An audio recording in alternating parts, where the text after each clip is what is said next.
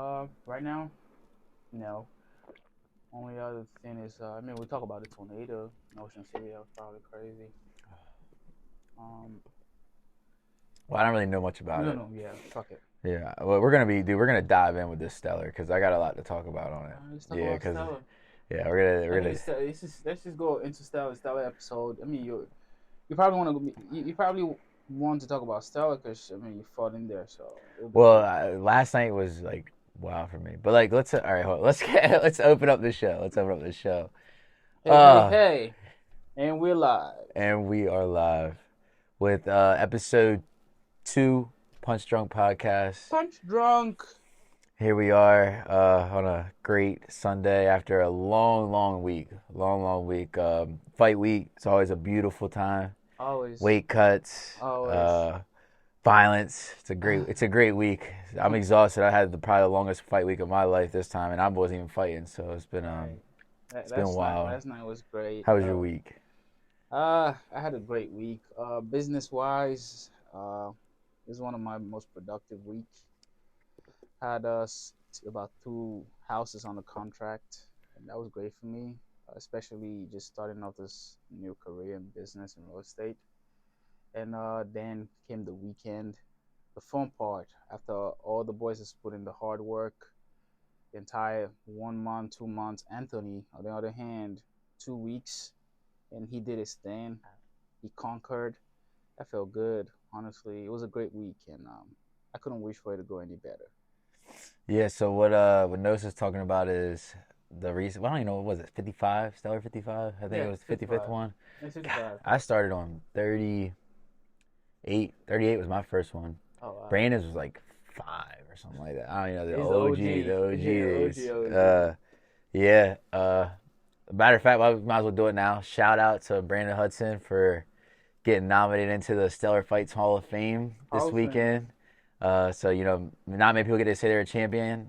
Even fewer people get to say that that you're a Hall of Famer. So Yeah. Brandon's done a lot for this organization, from all the way from starting off fighting there to now bringing teams of guys up to 4 or 5 guys on one night on one card. Sponsorships. Yeah, man. Brandon is the man. Is the man. Putting local MMA on the map. So Yeah. it's been It's a great thing to kind of see. It's almost like seeing a baby grow, become a child, and then successful in life. So Brandon's been there. Fighting in Stella when he was just 5, and now he's 55. That's an old man if we're going by just age and years now. So he's he's gonna been kill you there. for He's been saying through that. every one of the Stellas, and for him to be inducted into the Hall of Fame, I think it's well deserved. This is not just anybody riding his dick. It is well deserved. Brandon's been there the whole entire Stellar. He's contributed to the local MMA down here. Locally, Brandon he's really been that G. So I like to see real recognize real, and Stella's the real deal. And recognize a real G too. So shout out to Brandon. Yeah, shout out to Brandon Hudson, man. Love that dude. Congratulations. It's Congratulations. awesome.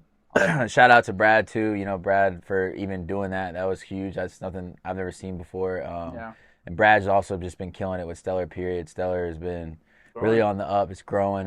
It's awesome. It was a sold out crowd, so that was awesome. If you guys don't know, Stellar Fights. It's our local MMA organization promotion where all the local guys decide to meet up on Saturday nights every few months and just see who's the baddest in town. I guess you can Yep. call it. Just Um, get locked in a cage, and the only thing that can save you is the bell, or you get knocked out, either or. yeah, I fight on Stellar. Nosa hasn't fought on Stellar yet, but he's definitely gonna be coming up on there soon. Yeah. So this weekend we had a big weekend. It was our first time having more than 2 guys or 1 guy on the card. I had 2 debuters, one of them being my best friend, so that was pretty wild. Um, You know the wildest thing is the debuters actually both of them got a win. yeah, yeah, That was awesome. yeah. The debuters pulled one through, man, and I think, With a finish. yeah, two Two finishes, second finishes. round Yeah. submission and then first round From KO. So KO. that was That's awesome. great. Yeah. And for someone who fights, I'll tell you though, it feels good on your first fight when you actually accomplish something great like that. So I know the boys feel good about themselves. They're more confident in their skills, and that's great for them. More confident in life. Yeah, Period. Yeah, maybe it's a game changer. You get it a is. whole it's an ego booster. Even Sean was all smiles. I've never seen him Yeah, smile that much. I told him So that in the back. I came out. I said, I thought I said, never seen you smile before. yeah, I he said, you was happy smiling. He was now? very Huh? happy. So I think that meant a lot to Changed his him. life. Yeah. Every time you step in the ring, the cage, and you come out a different person. You come out. It doesn't even matter whether you win or lose, but the fact that you had the confidence to step in there with another man and go toe to toe, that does a lot for you. And shout out to fighters. Here's one thing I say: even if a man lost or he wins, as long as you stepped in there already, you have my respect. So Agreed. I've yeah, been saying the same thing. yeah, But yeah, so we had four guys. We had Sean, Lumison, Jamie, and Anthony. We're gonna run down, give a breakdown of all their fights, what all they went through, a breakdown of the whole night itself. For me, I got a lot. It was a very like sentimental, I guess you could call it, night for me. It was pretty. It was surreal to kind of.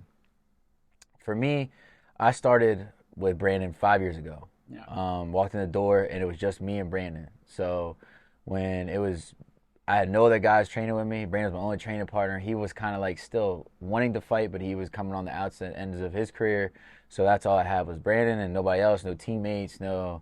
It was nothing like that. It was always just me and him. We go to these events, me and him by ourselves. I had nobody, no other camaraderie. Like I mean, it was crazy to see the growth of coming from being going to a show and not knowing anybody in the entire room except for Brandon and like anybody in the crowd or nothing, and having nobody for me period in the crowd, maybe my mom, maybe a couple of my friends or something like that, but that's about it.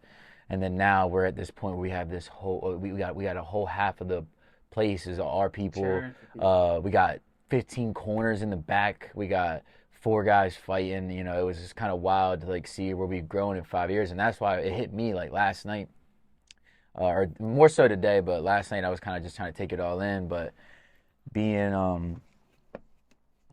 going from that switch, it was like wow, like seeing where you really come from and all the growth we've made and how far we've come and putting so much time and just hard work into growing our program, growing our culture, growing our team, coming from having puzzle piece mats and like 3 punching bags and that's it, to now we have a full facility with a cage, a boxing ring, 20, 30 bags, you name it, anything, Over we 20 got it. classes a week. Yeah, it's crazy to see the growth, and you guys never, and that's something you didn't get to see. None of you guys really got to see that, and that's why, like, for you, like, it was like, wow, like, we did, like, not we did it, but like we're doing it. Yeah. Like we know we're doing the right thing. Like we're moving in the right direction. Yeah. It was just, it's crazy. I mean, my best friend taking his first fight on 2 weeks' notice. So we'll go into Anthony first. So Anthony, the big blowout of the Chunky. night, right? Chunky, right? He ended the night greatly. Chunky's my best friend. Met him 2 years ago. Yeah, I'd say probably a little bit less than that, maybe. Yeah, a little bit less than that. I met him just riding motorcycles. You know, I ride, he rode, and ran into him, met him like that. That's how we became friends. And he was like, he's just one of those guys. He's just a specimen, man. Like probably one of the most athletic people I've ever met. Was he like 6'5", 6'4", jacked, 6'4". like just plays every sport, super good at everything he does, kind of guy, super nice guy, super great dude. Like, Yeah, he is. you can't ask for much better in a friend, you know, than Chunky. So, and he kind of, what I saw in Chunky was he didn't have any want or determination to fight or compete. He loved training and he wanted to get good at it because he's just a competitor, he's an athlete. Yeah. But he was a cop. He's a full-time cop, you know. That he's coming out, he's like what, 27, so he's about to start on that verge of like wanting to start a family and all that kind of stuff. So, you know, making that transition to becoming a fighter is not really in his ballpark. But where I was just me and Brandon, and I had a few guys. I think this was before you even came around. Yeah. So I didn't. Rich. There was Rich. Who's Rich? Rich who? Rich. What's the name? The guy who was taking. Rick. Rick. Wait. Taking who? No, the short guy. Remember the short guy? That got kicked out of Pure. No, who? That him and JP fought in Stella one time, like a couple. Destin. Destin. Oh yeah, Destin. But he wasn't even there yet before. Like you guys all came around the same time. Oh really? Yeah, you, JP, and Destin all came around the same time. Oh really? So yeah, Chunky was like, I brought him in on my own. So where I was going with it is I had nothing really for me, not in a sense of, well, sparring I had Brandon and stuff, but like I needed a pad holder, Yep. right? So and um, I needed somebody who was going to be as equally as level as me in the skill department and the physicality, be able to like keep up in the mental side. Like some people, you teach them something, it just doesn't click for them. Yeah. It takes a while. And Chunky was one of those people. I showed him how to hold pads in like 30 minutes, and the lights start going off. Tie pads, boxing pads. You hold the pads, punch them, kick them. Yeah. I didn't have. Brandon doesn't like doing it. Brandon hates it. Yeah. Oddly enough, you're an MMA coach. You got 20 guys under you, and you don't like holding pads. Yeah, but I understand. I get it. He's getting older too. It does suck getting kicked. He's gonna hate us for how many times we've called him old in this Yeah. episode. But I never really had much pad holding. I had to go across the bridge with Vince. Vince Moscow over at Ground Control. I had to work with him, and I just needed that extra push because I was getting that point in my career where I needed to be getting. You get to when you start coming up on pro, you need to be hitting pads. In my opinion, you need to be hitting pads pretty much every day. Yeah. If you want to stay dialed in, you need to be hitting pads every day. Stay Your sharp. cardio, stay sharp, right? And Anthony he always around, he could be there every day. So I was like, this is the guy. He enjoys doing it. He likes it. It's fun for him. So I just started kind of just drilling and working with him, and then once or twice a week I would get with Anthony and do my pad work for fights in camp. And throughout, was it 2 or 3 camps? Finally, Brandon started kind of like letting him open that door towards coaching more, like being like not only coaching other guys and helping other guys, but coaching me and being in my corner now. Yeah. And that was cool to like have my best friend then start becoming in my corner because he knows my game and we work on things together and we have the same vision and the same IQ with things. Mm-hmm. So brought him in. He ended up doing that. Cornered me for 2 fights now. And we've always had it in the air, been talking about fighting, getting him a fight because he's a specimen. I want to see him what he can do, and we saw what he can do. So it just never really worked out. Could never get opponents. And then we're in the gym. Was what? I think it was probably 15 days out. So 2 weeks. It was 2 weeks out from the Stellar that we just had, and we were holding pads. I was holding pads when we were working out.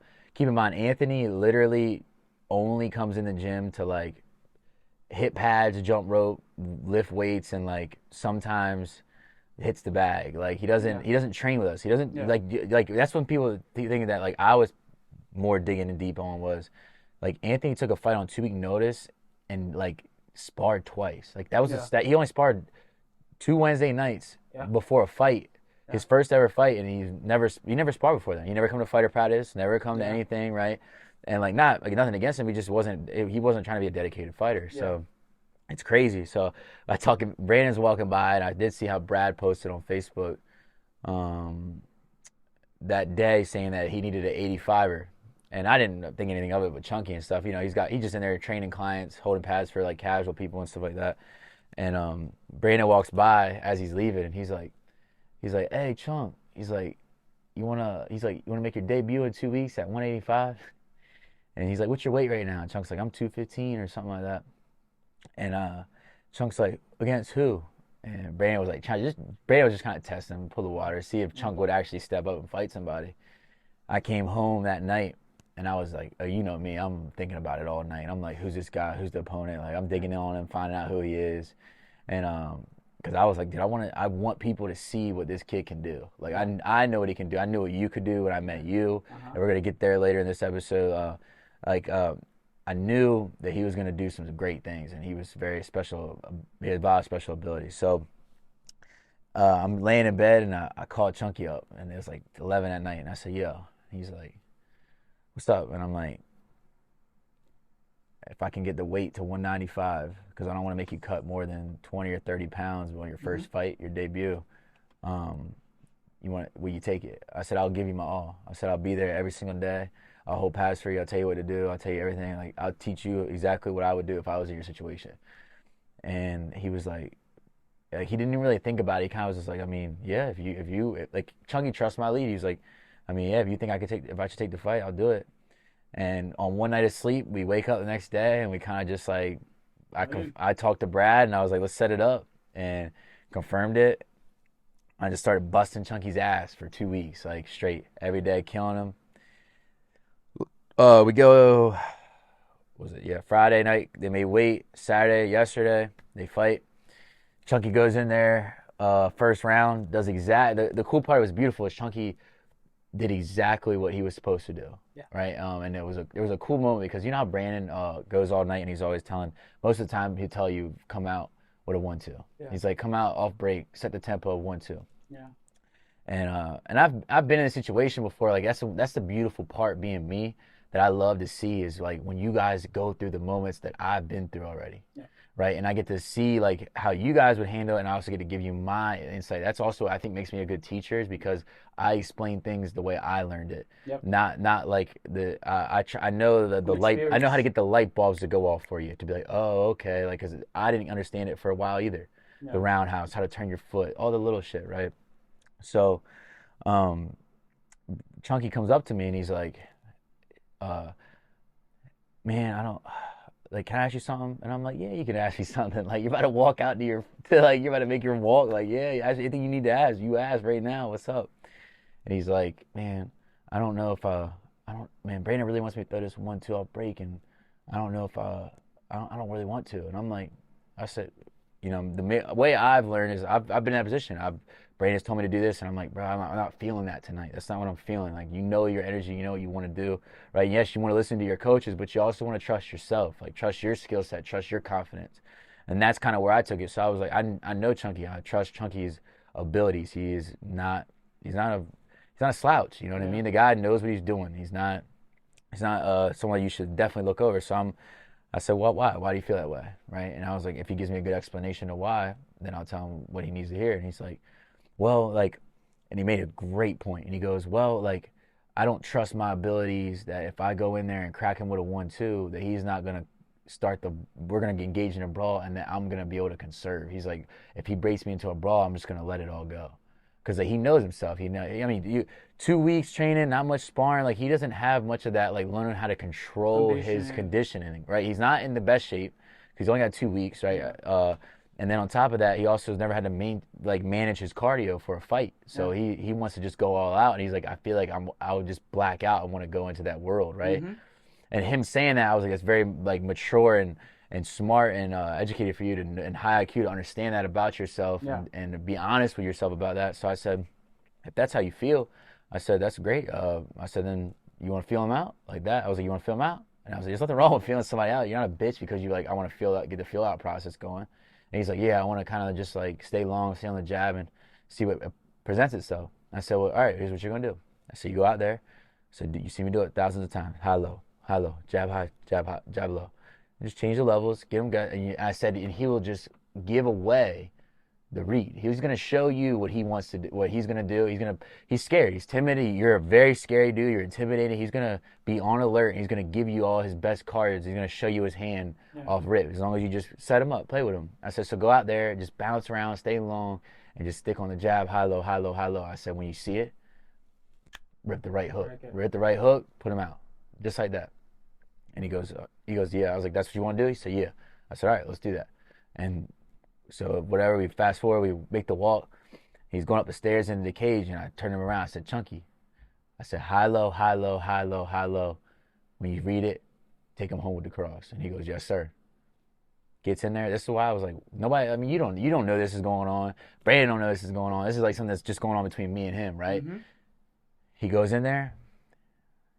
I said, high, low. I start yelling it. He goes, high, low, high, low. Throws the kick. Dude got caught sleeping. Dropped his left hand. As soon as Chunky saw it, right hook, put him right out. Yeah. First hit. 37 seconds. Knockout. This is wild, man. Like, and in that moment, I was like, I'm glad that I made the call to let him trust himself. Let him trust himself and believe in himself and like tell him what he needed to hear. I feel like I told him what he needed to hear before he walked out to make him feel comfortable and feel okay. And I feel like I've had moments like that with you, where you might be asking me a question or you might need to hear something, and like when you did the freeze thing, that was crazy. Just like it's so hard to get a guy in his early fights to listen and to like do what he's supposed to do or just follow a game plan. Like they just kind of, it all goes out the window. And you said night and day difference when you fought and you followed the plan and you felt like you were in control of yourself. It was a totally different fight. And you start to see the things and see the openings, and you're not so worried about, oh my God, I'm in a fist fight. You're like, all right, what's he doing? How's he reacting? So that for me, that was awesome getting to see my best friend just absolutely be what's the word when you're not I mean perfect it was perfection. It It was was. literally perfection. There was nothing wrong, there no flaws, zero It flaws. was. Everything went exactly how it was supposed to go, He moved right. and it was awesome. So let's what from your view, because obviously you're in a whole different dilemma. You're in the back with us, you're in the corner, right? Well, you're not in the corner, but you're in the back room with us, and you're making the walks with us, and you're in there, you're back there all night. What do you think about Chunky's whole night and also his performance as a whole? Like, just from your side, your view. Um, yes, the thing. I was worried at first, especially with the fact that he took it within 2 weeks, and the whole weight cut thing. I saw how it was having a toll on him. Uh, but then I kind of understand because as a fighter, you know what you signed up for, so it's all part of the process. But when he got to fight night at the back, he was very calm. For his first fight, he was smiling. Having Most fun. guys starts to freak out because they about to get in a cage in front of people, and he handled that pretty well because And the his crowd, that like, was a dude, for lot your of first crowd. fight, that was, Yeah, that's a lot of crowd. Yep. dude, that's Because I remember my first fight when people were yelling, "Hey, ho, ha!" That kind of got in my head, and I freaked out. So over time, I got used to it. I just toned everybody out and just focused on what I had to do. So he handled that pretty well. And just looking at him from an outside point of view, he moved really well for someone who was 195. Chunk is an athletic monster, so I expected that. But everybody was saying, "Oh, he's moving like the way he's moving like a 170 or 155er. This is really great." Um, and his technique was on point because me and him talked about it. I'm like, Chunky, this is what I want you to do. When you get in there, 100%, always tell yourself, I gotta stay composed on my technique. Because that's one of the things that I went through where my technique went out the window because I was freaking out. So I told he was like, he was like, why do you say that? I'm like, because you're gonna freak out. That's just how the first fight usually is. So just keep telling yourself, stick to your technique. And he said, yeah, he actually talked about that. That's all he wants to tell himself in there. Stay tight, stick to my technique. And mm-hmm. it was wonderful that he made a game plan, stuck to it, and it worked. So I think that gives every fighter a lot of confidence in themselves that me making up a plan actually worked out, and it turned out for the better. I mean, 37 seconds, a knockout, not just a knockout, a flatliner. That's with boxing gloves with a on. boxing gloves on. So that's solid. So I respected the hell out of Chunky last night because it's one thing for fighters to just say they want to fight. It's another thing to get in there and And do it, shit. actually do the thing. So that was great. And Anthony, he's a great guy. He's if you meet Anthony outside the ring, outside the gym, you wouldn't even think he's a fighter. It's just he's not that type of guy. He's always chill. He's a cool dude. One of the greatest cops I've ever known. Like, dude, it's not a regular cop. He's not uptight. He's not a regular dude. Yeah, he's not. Yeah, yeah, Yeah, it's that's the special, truth. man. He's a special kind of person. He cares about his community a lot, and that's something I respect him for. And last night you should see the kind of support he got from his You community, see and why you can see where they why everybody looks at Chunky the way they look at him. they love him. They came deep. Yeah, they loved They him. were deep. They They rode loved all the that way from man. They Chrisfield out loved that there. man. They loved him. So when someone is that loved, it means he's doing something right, and he's doing something for his community that they appreciate. So I I like to look at everything like with an open mind, and the thing was that I wasn't just looking at the fight; I was looking at the entire atmosphere, and the fact that Chucky could pull that off, even with everything that was going through in his mind as a fighter, being in there locked against another man, that was great. It was a great night. It was very. I felt very elated last night. Very elated. So um, I'm happy about that. That's something for the books. That's what I'll say. That's what I put on my post Yeah, just it's now. something for the I books. said this one's for the books, and everyone that we have or is a fight, I'm like, you kind of like it's that's just one. You're like there was something special about that one. About That last like night. last night for me was crazy. I wanted to touch on what you were saying about how he handled himself in the back that night, right? When you got a crowd like that, and I was trying to give him some advice too, because you know, me being a main event draw, I've been a number one ticket, so I know what it feels like to be that, to have all that pressure on you and have everybody in that building exploding, thinking you have to win, like you have to do this, you have to do that, right? And so I really connected with Chunky and being in that position. I felt like I was kind of seeing another version of myself, like, Yeah. right? And one thing is, every fighter is different. Mhm. I was very surprised with how Chunky handled all that, right? Yeah. And that's just because it's his character, right? Yeah. His character is to kind of just be that. He's just always like, you're not gonna take him out of his cool. Yeah. You're not. It's very hard to take that man out of his cool, right? And everybody was different. So like you got like Lumison, for example. Lumison, I don't see Lumison stop pacing or looking at the ground the whole time we're in the back all Yeah. night long. Like, that's Lumison. I've never you don't question a fighter. That's what he does. Yeah. His pre-ritual is his pre-ritual. Yeah. If he wants to go sit in the corner and just stare at the wall for 2 hours, that's, hey, you do that. That's you. Whatever you wanted to do, what'd you do one time? You went out. You're out in the sun, shadow boxing and shit. Yeah. I was heating up my buddy. Yeah, I'm like, what are you doing out there? Like, he's like, I'm heat. I want the sun. The sun's giving me power or something like that. I don't know what you were saying, man. You were on some tech and shit. I was heating up my. I was heating up my. Yeah, buddy. you're like, oh, I was like, yo, like, just barefooted for that, man. everybody's different, man. You're like, you like kind of like meditate. I see like you'll like close your eyes and just sit there and kind of just like, Yeah. everybody's different. Jamie, he's a totally different vibe. Everybody, it's cool. Like I have 4 guys and everyone's different. Yeah. Sean's like Sean reminded me of my early version fighter myself, like very like tense, very like Very I'm neat. like I gotta fuck shit up, Yeah. but like I also don't want to seem like I'm too happy and in such a good mood, or like I'm like it's a lot about to go down, like I'm kind of stressed, but like at the same time I want to seem tough, Yeah. right? That's the kind of the vibe Sean got off. He doesn't talk much, doesn't smile much. um, what I realized with that, and you figure out over time what's best for you Yeah. from trial and error. I've tried every personality type, right, for on fight night, because like you have to understand that no matter how you feel, if it's not working, it's not working. You got to switch it up. And I realized when I had that attitude, and that's what we were talking about in the back. I think you were back there when Brandon was like, God, remember when I used to deal with your shit when you used to act like this? And then Yeah. he said, I was so happy when you started changing and just started being like this. And that what he means by that is I used to be that very like tense. Like I would be the type, like if Eric cracked a joke in the back and like to me, and I'm in like tensed up like violent mode, I would look at Eric and just be like, dude, shut up. Like I don't want to hear that shit. Like, and I would be like a dick to people. I'd be a dick to my coaches, be a dick to people around me. I didn't like the way it made me feel all the time. Like I would feel tense. I'd feel like a lot of pressure was on me to You weren't having perform. fun. I wasn't having fun, and that's why I reiterate to you guys so much now. Every time, what do I say? Are you having fun? Yeah. Have fun. That's it, right? That's all that matters. You gotta enjoy it. You gotta enjoy what you're doing. It sucks when you're all tense and you're bottled up like that. And so over time, yeah, I had to switch over, and I started becoming more. I realized that I had to try to lighten the mood, enjoy the moment, be happy, no matter what happens. And this is where this light bulb came on, which transcended off of that. Is you also have heard me say to you and other guys is when you fight on a fight day or fight night, no matter what happens today, accept everything.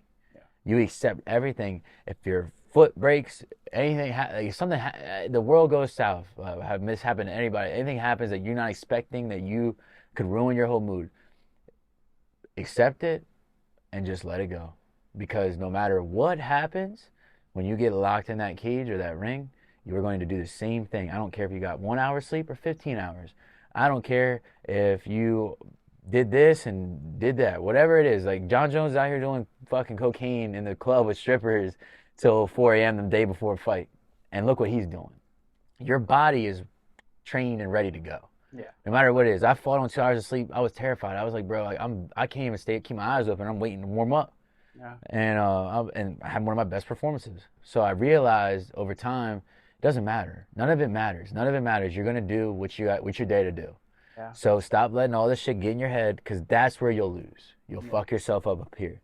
You start telling yourself shit that's not gonna happen, that shouldn't happen, and you start just putting yourself in a bad negative headspace. And just to touch on that, I think I was talking with Eric at the back, and Eric did share a lot. It was like people don't realize how much the fight game is more mental than even physical, and you gotta understand that you could actually lose the fight before stepping in the ring.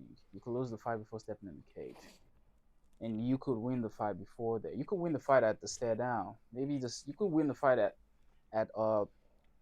at when the day before. You could win the fight 3 days before. You could lose the fight 2 days before. And the reason why is because it's what you tell yourself. You gotta. Mike Tyson said it best. He said you cannot have any atom of doubt at all. Once you have some sleeping there, you're already losing that fight. And because once you step in there, all the things you told yourself, they're gonna come to light. And that's the crazy thing. Like if you've been telling yourself, "Oh, I'm freaking out. I don't think I could do it." Once you're in there, it's gonna come to light. But if you've told yourself you're that guy, like for instance, Chunky was having fun. You could tell, and that's what really matters. Like Taylor says, once you start having fun with the whole thing, you start understanding that whatever happens, happens. What's the worst that's gonna happen? You're gonna get knocked out, Yeah. and there's And nothing actually bad about that. once you experience that, you're like, okay, I had the worst. This, Ain't it, it ain't nothing. Everyone you experience, that's what I tell people. Everyone you experience, whatever. The next one, you're like, we're only scared of the unknown. yeah, We're only fearful of what we haven't experienced. Once you realize getting knocked out doesn't suck that bad. I mean, it sucks emotionally and fit and like mentally. You're like, damn, I lost. Like everybody thinks I suck or I'm a piece of shit or this and that. But you don't realize nobody Monday morning nobody knows or remembers or gives a fuck that you got nobody knocked out. Your cares. mom still loves you. Your brother still loves you. Your best friend still loves you. Everybody still loves you. And the next fight, you know what they're gonna be cheering? Knock him out or do this, do that. Then nobody's thinking about the last fight. You should have seen my first fight. My first fight, I had my ribs hurt for at least a week. Oh, your first fight was good. Yeah, my ribs hurt for at least a week.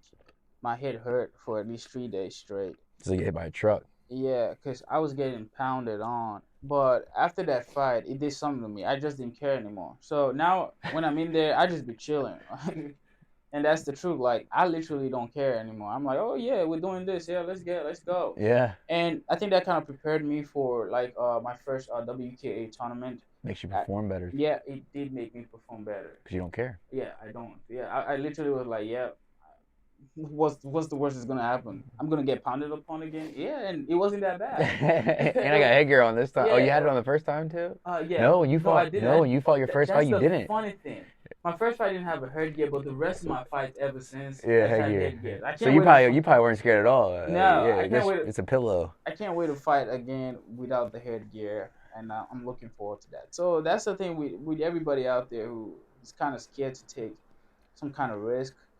I'll tell you, what's the worst that could happen? That's a really great question that you could ask yourself. And when you prepare yourself for the worst, you get to the point where you like, fuck it, and you just go ahead and do it.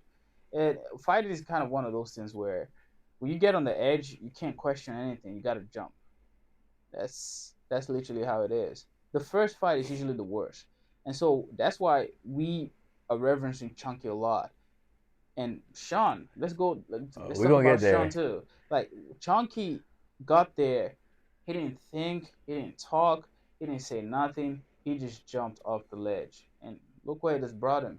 So just in case you're out there and you keep wondering what you're gonna do about stuff, about situations, life putting all that pressure on you, you have to stop worrying because it's not gonna make anything better. And that's what fighting has taught me the most. Like worrying doesn't make anything better. It really doesn't. It doesn't even put you in a solution mindset. Because when you're in the ring, for instance, and you're worrying about your opponent instead of your game plan, guess what's gonna happen?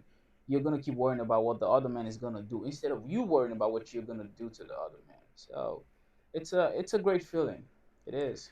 You gotta take big risks to get big rewards, man. That's it. The big the fighters, like guys like Connor, right? They understand that. Those guys have there is no fear of like trying. The scary thing is what excites them. Yeah. And that's kind of where I'm starting to get to. At my point now is like the thing that's scary and that I shouldn't do is what I want to do because I know that like just beyond that is going to be another touch of greatness, another touch of this, another reach of this, right? And I'm like that. The risk, whatever. I get knocked out. Okay, I want that. What's behind that door? You know what I mean? I want to possibly get that. So like, it becomes a thing where you just stop. You realize that 90% of the time, like you said, you just gotta jump. You just gotta do it. You just gotta do it. My first fight at the WKA was a perfect example. So when I got in there with my opponent and I was going at it, I didn't let my hands go. I couldn't even commit to my punches. And Taylor said, "Nosa, trust your hands." And as mundane as that sound, when I hit the guy with a 1-2, his nose started bleeding, and this is shocking. I looked at my hand and I'm like, wow. I can't wait to touch on this when you finish. I'm good. Yeah, Keep I going. looked at my hand and I'm like, wow. And the confidence that came from just that millisecond of Mm-hmm. just look watching me trust myself, watching me trust my coach, trusting what he had in mind, what he saw, and seeing that work. Like it actually worked. The dude was bleeding through his nose. That gave me a lot of confidence. And guess what? I knocked him out. And it's not something anybody could explain till you get in there. That's the whole thing with the fighting game. Nobody could actually explain it to you. But it relates to life in a sense where if you bet on yourself and actually take risks, it's painful, you're gonna get hurt. For instance, you're not gonna get in there and expect not to get hit. That's 100% false. But you're gonna get hurt. But when you trust yourself and bet on yourself 100% and take that risk, calculated risk, and the calculated risk boiling down to the fighting game as well means you trust your game plan. You're not being swayed here and there by what your opponent is doing. You're 100% locked in on what you have to do. Guess what? It works. It does. Yeah, just a little bit more. Yeah, there you go. Yeah. So to touch on that, right? The trust in your hands thing. So what I try to explain, or what I say that to you guys, right? It's because I can see. I've been there. I can see that you guys are just you're scared to do it, and you're not scared to do it because you don't want to. It's because you're overthinking everything that's going on. You're overthinking what he's doing. You're overthinking what the crowd's thinking, what's this thinking, right? When I say trust your hands, what I mean is you see the target. You know you can put. If I tell people this all the time. If I took a red button and I put it right here and I said take your finger and touch it. Can you touch it? They're like, yeah, touch it right here. You're not gonna miss it, right? Trust that you're gonna take your fist and put it on his face. Stop thinking about what he's gonna do in return. If you hit him first and you hurt him first, he ain't gonna hurt you. Yeah. You know what I mean? You can't be hurt. Yeah, you guys can hit each other at the same time. You're gonna get exchanges, but if you get into exchanges and you're gun shy, right? You'll see that where people like cowered away, where they throw stuff and they kind of cowered away. That's when they get clipped and that's when they get hurt because they're not confident in what they're doing, right? You gotta commit. One thing I learned that from was skateboarding, right? Skateboarding, you're going up to a 10 stair with a handrail, right? And you're about to grind down this rail. If you don't commit to your trick, if you're one of those, like, you go up in the air and you're like, and then you're like, oh shit, you try to kick the board away. 9 times out of 10, when you fall, it's a lot worse than if you tried to commit to the trick first and then maybe you fall at the end. Or you commit completely and you land it. You're like, holy shit, right? A lot of people can't get past that stage of commitment. So when I tell you guys to trust your hands, what I'm telling you is to understand that you can punch him in the face. Stop thinking about what else is going on and just focus on punching him in the face. Like, your objective is to hurt him, and you don't realize that how fast you can hurt somebody. Because we spar and we play fight, and nobody's getting hurt. You first right hand you hit him with, his nose starts leaking. You don't realize that. Like, two more, he's gonna be fucking having a concussion. You know what I mean? When the grown man is in the adrenaline state of fighting, the amount of power you pack into a shot is a lot more detrimental than you realize. Right? So all you need is 3 or 4 good ones and you're in control. You know what I mean? That's it. So that's what I mean. Like, and then you went out there and you realized that as soon as you cracked him, you took control of the fight. And you're like, oh, yeah, you're like, oh, I got these. These work. You know what I mean? These work. Not just like hit. Oh, I'm getting cracked, right? It's hit. You don't stop. You believe in yourself. You go. You come forward, not backwards, right? Jamie has a problem with doing that. He used to have a really bad problem. He wouldn't trust his abilities, wouldn't trust his hands. A lot of guys have that problem. I've had that. Well, first time I put on the 4-ounce gloves, going from boxing gloves, from kickboxing to MMA gloves, I was like, oh shit, these are different. I don't trust these. Like, I feel like I'm gonna shatter my hand open. I hit them. I don't have this big I don't have this big club. And I didn't have the stand up I wanted in my first MMA debut. I regretted it. My next fight, I told myself I had to trust my hands, and I realized you start cutting them loose. All it takes is one. All it takes is one, and you hurt him. The rest goes downhill. It goes downhill. You're gonna respect that. He's gonna have to respect that. And I saw that with you, and I saw what I've seen in a lot of you guys. You see that light bulb goes off, like, oh shit, I got these. They're here. They're always there. But Yeah, let's shit, man. I could fucking rant about this shit all night. Yeah, right. And here's what we do. So let's go into let's talk about before we get all delving into the whole spiritual side of MMA. Let's talk about Sean's fight. That was impressive to Was. uh to see Sean. It's his debut. I don't really know much about the kid. Never break him out of his shell. Yeah. Doesn't have any emotion. He's No. probably gonna watch us and laugh, right?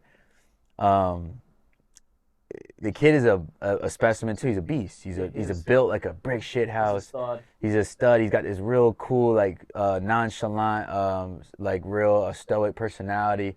He's Melancholy. trying to act like he almost acts like he's impenetrable. Like he's that guy, right? I think he has a military background, right? Yeah, he does. Yeah, that's why he's a hard ass, right? Yeah. So what I realized with Sean is that in his fight was that he realized that armor like can still be penetrated, right? And we're gonna see what kind of man you really are, right? Because he got put in right off rip. I think I don't think he underestimated his opponent by any means, but I think that he got really excited and that he might have overestimated his abilities, and that's why you see him overcommit. And I've been there, Yeah. I've overcommitted. It's all he rushed in. You saw him come up, chin up, go like this, right? And that's where he kind of right off rip brought the fight into a brawl. He had no time to really settle into his first fight. It just was like, all right, here we are, let's go, right? And I like that. At least I know he can flip the switch and just go, right? And you see him get put into a lot of different situations. The first round he got taken down and stuff. The reason he got taken down because he overcommitted, chest up. You learn all this through time. You know, you can't, when you tag somebody and you hurt them in MMA, the first thing that most likely they're going to do is shoot. So you can't keep coming forward. If you hit somebody hard, I've learned, you hit them hard, slide out for a second.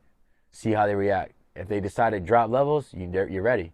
If they don't, come back in, crack them again, right?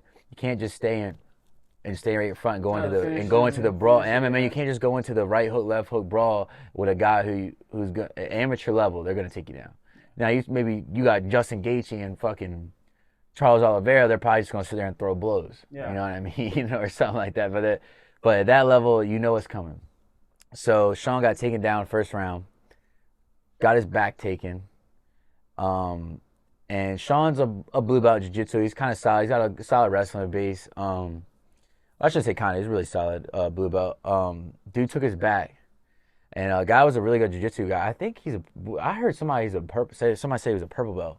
Really? Yeah, that's what I heard, right? And I heard he also wasn't a debuter. I don't know. I thought I was under pressure. I was told he was a debuter. Dan was the one who said it. Yeah, Dan. I trust Dan. Anything Dan says. Dan's the guru. So if Dan said it, it's probably true. Yeah. Whatever. So we're in there. He's got his back, and he sinks up probably one of the deepest rear chokes I've ever seen somebody not get finished by. Yeah. Ever. Like I've never seen somebody be fully under the chin, have the bicep grabbed and the head cupped. Yeah. Straight up like this. Yeah. And not finish it. Never. Like in MMA, you never see that. Like eventually you're gonna go out. Yeah. Sean fought in that position for probably a minute straight. Yep. Face started turning purple. We're screaming at him, do this, do that, right? And I think your first fight, you already just went into a full-out brawl, scramble for the first 2 minutes. Mm-hmm. And then the last minute, you spend in a rear naked choke, you're pretty much almost going to sleep. Like the referee said he saw him almost go out for a second, and then he came back. And what was crazy to me is Sean literally has no hand. He's not fighting it. You can't grab it because it's already in. Yeah. He was trying to pull the top hand and peel it off, right? But he's so resilient. Like that means that his neck is so strong. Like the muscles around his carotids were so strong that he tensed up so hard that it kept the guy from collapsing his carotids, and he just kept it as a wall almost, which is crazy. There's something he did to he kind of like he. Yeah, I mean you got to tuck the chin, but like either way, when you got a rear naked choke that deep, it doesn't matter. You're getting your whole face suffocated in, right? It's like having a snake wrapped around your throat. Yeah. And he starts turning purple. The referee goes, I see Sean literally put his thumb up. After being in it for 45 seconds, he's like, put his thumb up. I'm still trying to get out of it. And I'm like wincing, and I'm like, how is he even hearing him and like Yeah. telling him he's good. Like that blew my mind for a debuter. Yeah. For him to be that He's composed stubborn. as a debuter Yeah. was crazy. Like most guys are not giving thumbs up to the referee at Yeah. all at that early in their career, right? So oddly enough, somehow he gets the fuck out of this shit. Blew my mind. I've never. I thought he was. I ain't gonna lie. I thought he was done. I mean, I'm yelling, get out, get out. But in my head, I'm like, oh, this is over. Like, there's no way. Gets out, comes to the corner. And this was a beautiful experience, right? Because you've had your first one. You come back for the first time, and I look you in the face, and I'm like, you having fun? This shit's crazy, isn't it? Like that's what I tried to do. I tried to lighten the. Brandon's the same. I try to lighten the mood. Like you just had a crazy first round ever. You're like, and I'm just like make you laugh. Like understand, like this is what it's supposed to be like. You're gonna feel like this. Sean sits down on the stool and he's like, fuck, and we're like, what? What's up? Like, and I'm like, you good, man? You good? Right? I got it clipped on the audio. He's like, he's looking around, and Brandon's like, look at me. He's like, fuck, and we're like, what? What's up? And he's like, I can't fucking think. And and Brandon starts laughing. He's like, welcome to my cage. He's like, welcome to what it's like being in here, brother. Have fun. It's nice to meet you. He's like, yeah, you're not gonna be able to think. Now shut up, fucking listen to me, right? That. And he's like, and then he kind of dialed him in. Yeah. And I tried to tell him, you're overcommitting. You're doing this. You're doing that. We gotta tighten this up. Obviously, I think he was kind of so into his adrenaline that he really, and he was trying to survive. So he's got to get his win back. That sucked as itself, and he had the biggest cut. So I know he was definitely first round. He was like, "Oh, I'm fucking beat." Yeah. So when you get that tired, you're not gonna really be listening. Yeah. You're not gonna be listening. You're kind of just gonna go back into autopilot. Elsewhere. Yeah, you're elsewhere. You're in a different euphoric place. So he goes back out. He overcommits again. Da da da da da da da. And I'm like, here he goes again. And dude shoots. I'm like, you'll get taken down again, right? And he got to the cage, and I guess he saw the neck, snatched the neck up, hit the quickest, smoothest. That shit was tight. I'll tell you. Did you see the video? Yeah. So what happened was he clipped the dude. Yeah, he clipped him with the right hand, hurt him. I told him it was gonna happen. And then dude, I think dude kind of respected that, and then decided to go for a takedown. Like I just said, when they get cracked, what do? Yep, they shoot. They shoot. 100%. 99.8% of the time, you crack him, he's going. Yeah, he's gonna go down because he's trying to recover and he needs to recover. So yeah. Well, sometimes it's also the body's natural reaction. Oh. Your natural reaction to once you get hurt is like, well, how do I get away from this danger? Oh, so you want to get you want to you just want to get away from that area. You just want to get away from that area because you're like, I can't. You're obviously so hurt that you're not going to be able to like go into the matrix and start ducking shit. Yeah. But go ahead. So he got the guillotine, and when he got that, I like the whole idea of a light bulb lighting up, because I thought he was honestly Sean was getting overwhelmed. First round, second round starting up, he was just all out there brawling, and not even Sean is a technical guy, so that's the thing with fighting. Like your first fight, once you get in there, all your technique goes out the window. It goes out the window. So the fact that he remembered, like, that's jiu-jitsu for you, though. His body naturally saw that, and he wrapped it in, and he got the guillotine, and the guillotine was tight. Oh, dude, it was like a snake. He said, yeah, and he sunk it, and he ripped it. And Sean is strong. And he sat right into it perfectly. Yeah. Like I know that I could tell that he drills that.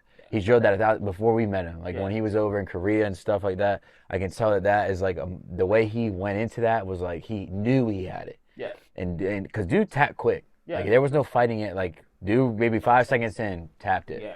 He went in.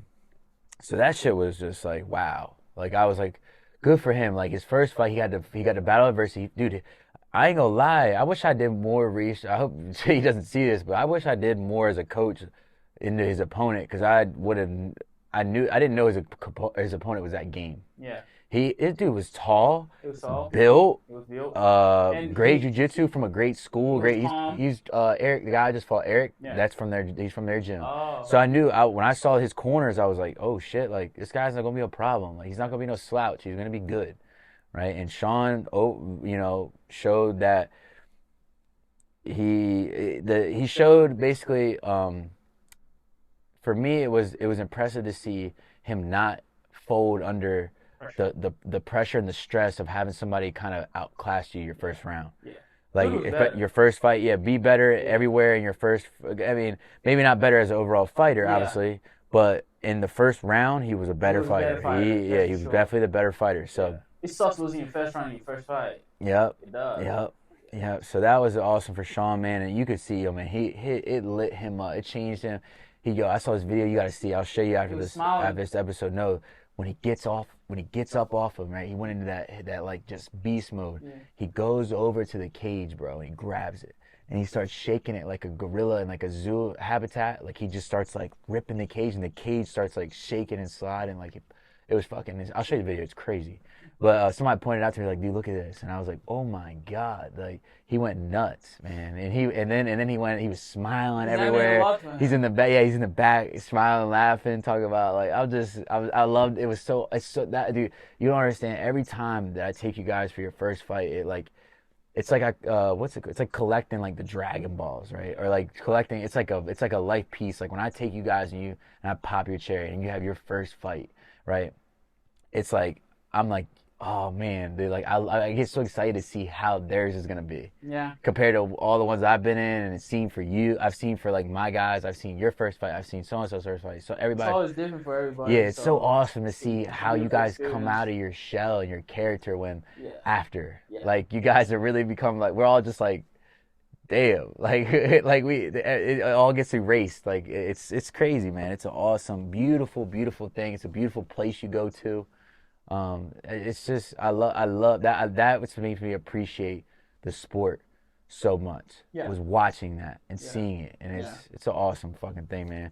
But you're like you talk about your first time when you got out of that smoker and we went and sat out back and you sat down and I was like, yo, so what the fuck was that like? Like just like how did you feel like a whole like did you feel like a changed person? Like you're just Yeah, I think it you was that was one of the most.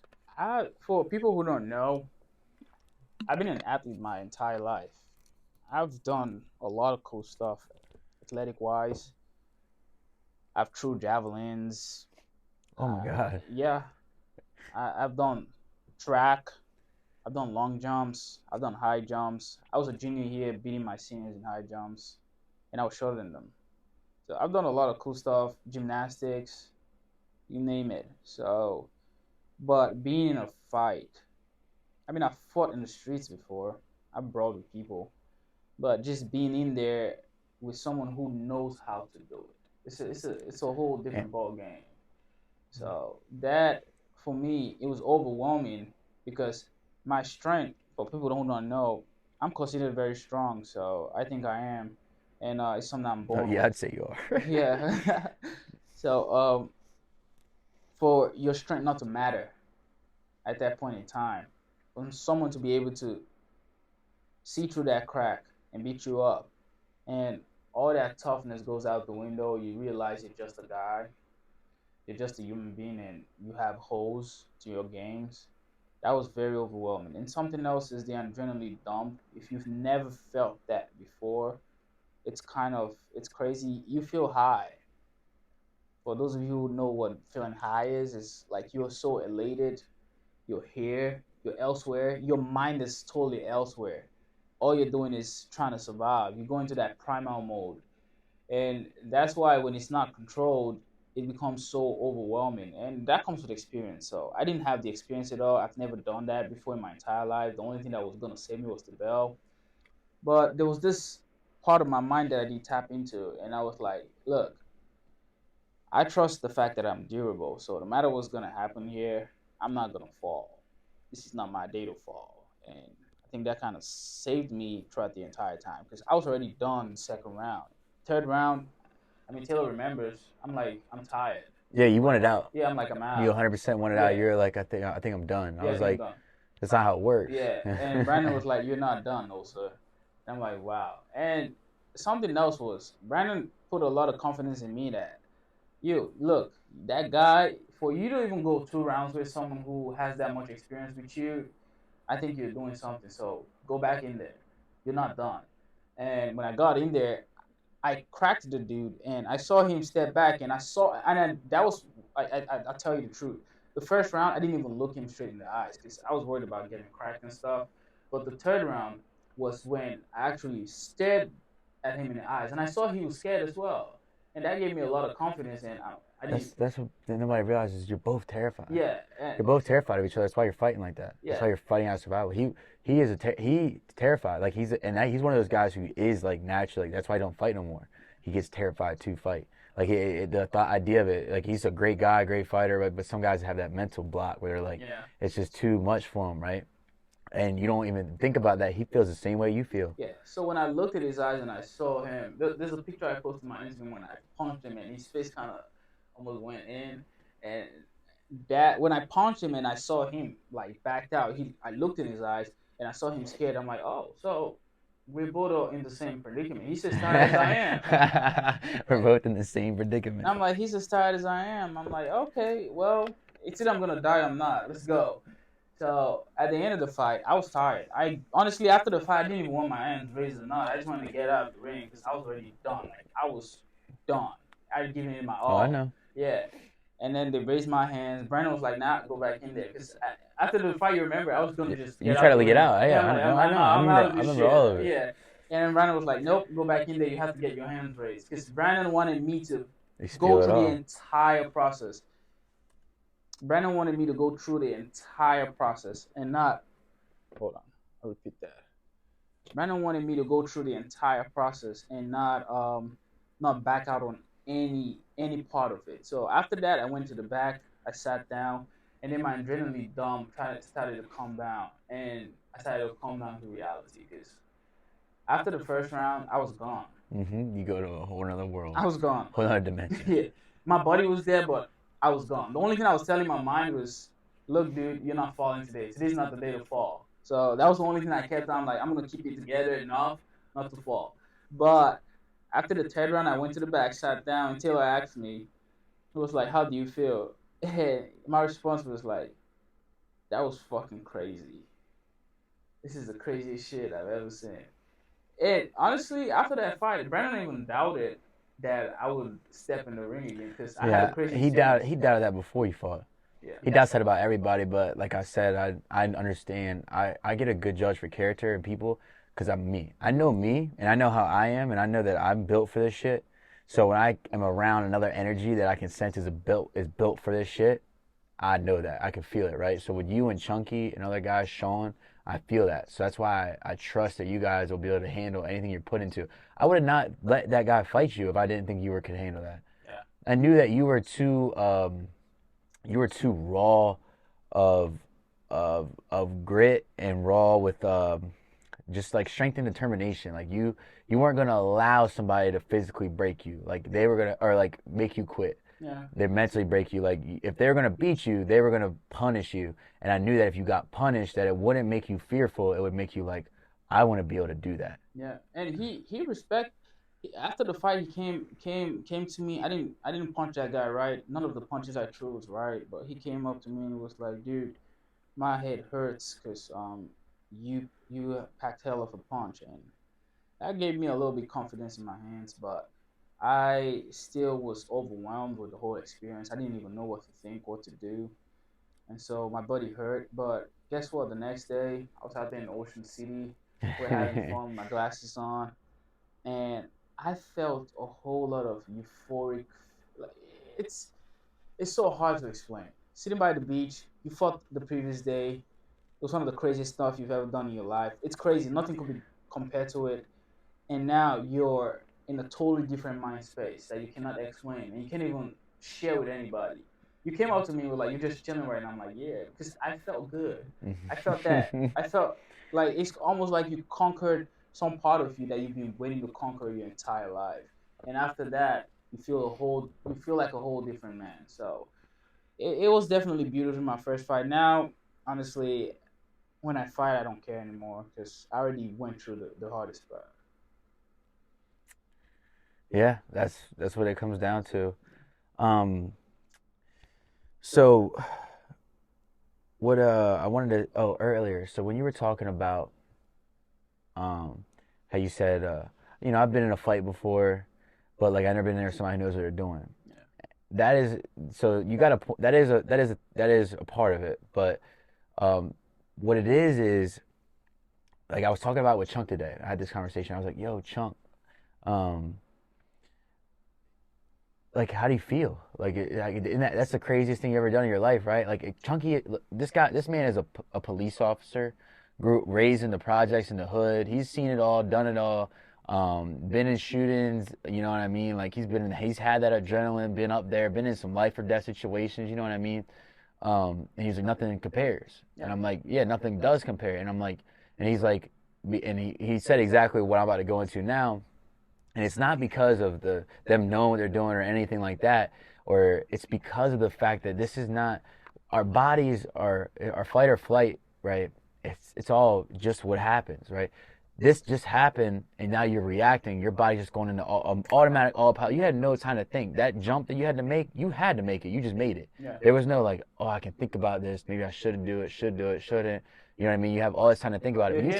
When you take a fight for 2 months, you are waking up knowing you're one day closer, and another guy's thinking about you every single night before he goes to bed about what he wants to eat you for dinner and how he's going to do it and how he's preparing for you.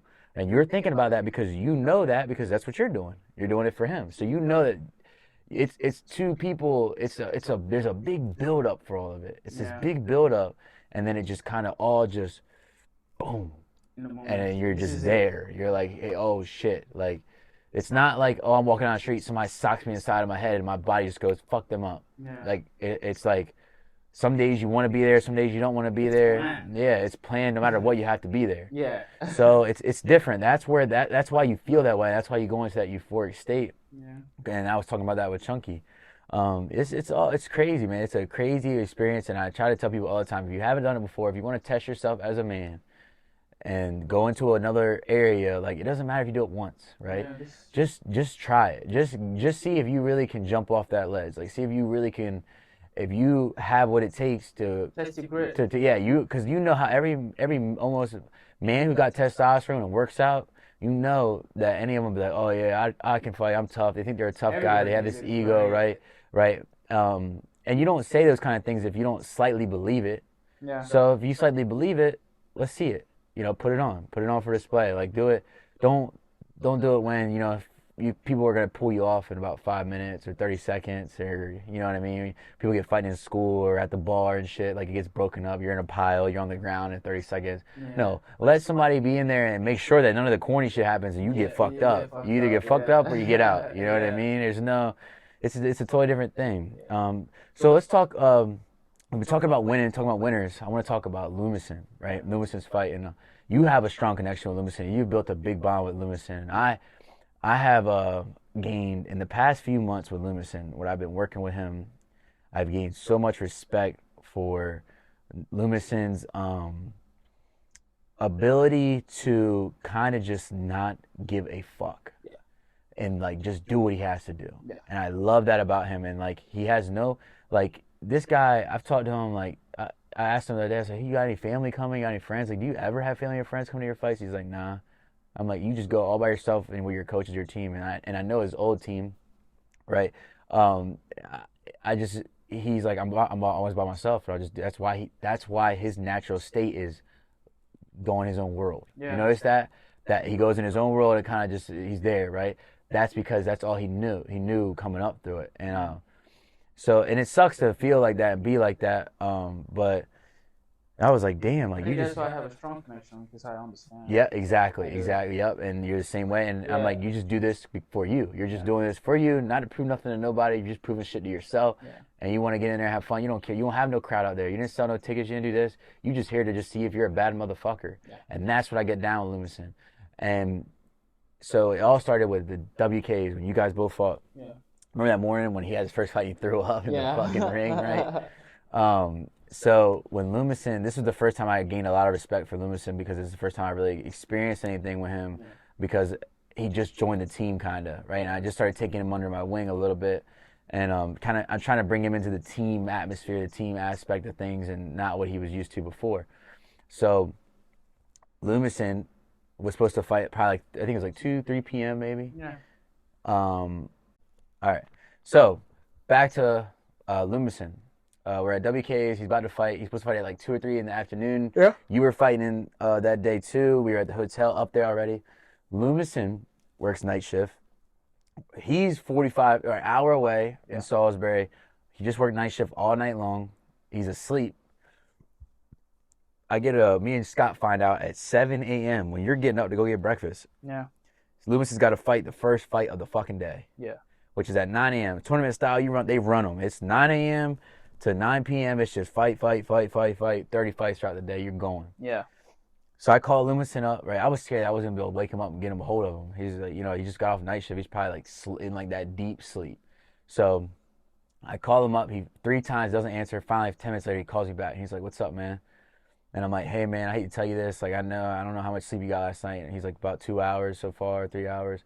And I'm like, "Dude, you got to get up here. Like, you have to leave your house in the next 15 minutes because you're an hour drive and your first fight's at 9 and it's already 7 o'clock. And I need you to warm up and all that other shit."